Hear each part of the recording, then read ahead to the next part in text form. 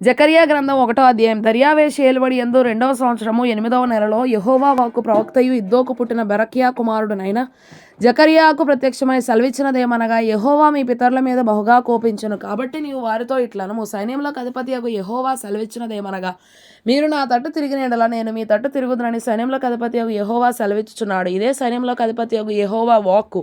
మీరు మీ పితరుల వంటి వారై ఉండవద్దు.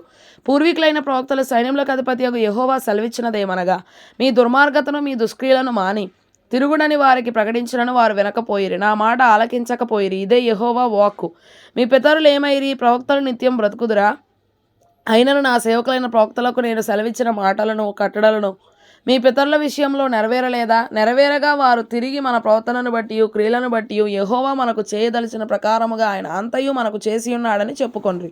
మరియు దర్యావేషు ఏలుబడి యందు 2వ సంవత్సరము సెబాటు అను 11వ నెల 24వ దినమున యెహోవా వాక్కు ప్రవక్తయు ఇద్దోకు పుట్టిన బెరక్యా కుమారుడునైన జకర్యాకు ప్రత్యక్షమై ఇలాగు సెలవిచ్చెను.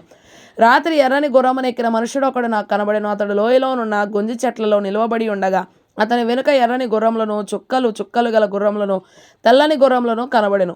అప్పుడు నా ఏలినవాడా, ఇవి ఏమని నేను అడగగా, నాతో మాటలాడు దూత, ఇవి ఏమి అయినది నేను నీకు తెలియజేతున్నాను.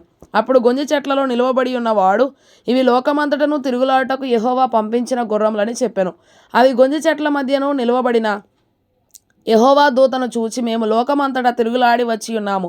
ఇదిగో లోకులందరూ శాంతము కలిగి నిమ్మళముగా ఉన్నారని చెప్పెను. అందుకు యెహోవా దూత, సైన్యములకు అధిపతియగు యెహోవా 70 సంవత్సరముల నుండి నీవు యెరూషలేము మీదను యూదా పట్టణముల మీదను కోపముంచి ఉన్నావే, ఇక ఎన్నాళ్ళు కనికరింపకయుందువు అని మనవి చేయగా, యెహోవా నాతో మాటలాడిన దూతకు ఆదరణ అయిన మధుర వచనములతో ఉత్తరం ఇచ్చెను. కాబట్టి నాతో మాటలాడుచున్న దూత నాతో ఇట్లనెను, నీవు ప్రకటన చేయవలసినదేమనగా, సైన్యములకు అధిపతియగు యెహోవా ఇలాగు సెలవిచ్చుచున్నాడు, నేను యెరూషలేము విషయంలోను సియోను విషయంలోను అధికాసక్తి కలిగి ఉన్నాను.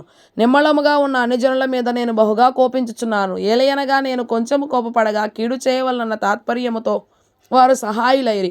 కాబట్టి యెహోవా సెలవిచ్చినదేమనగా, వాత్సల్యము గలవాడనై నేను యెరూషలేము తట్టు తిరిగి ఉన్నాను. అందులో నా మందిరము కట్టబడును. యెరూషలేము మీద శిల్పకారులు నూలు సాగలాగుదురు. ఇదే సైన్యములకు అధిపతియగు యెహోవా వాక్కు. నీవు ఇంకనూ ప్రకటన చేయవలసినదేమనగా, ఇక నా పట్టణములు భాగ్యముతో మరి ఎక్కువగా నింపబడును. ఇంకనూ యెహోవా సియోనును ఓదార్చును, యెరూషలేమును ఆయన ఇకను కోరుకొనును. అప్పుడు నేను తేరి చూడగా 4 కొమ్ములు కనబడెను.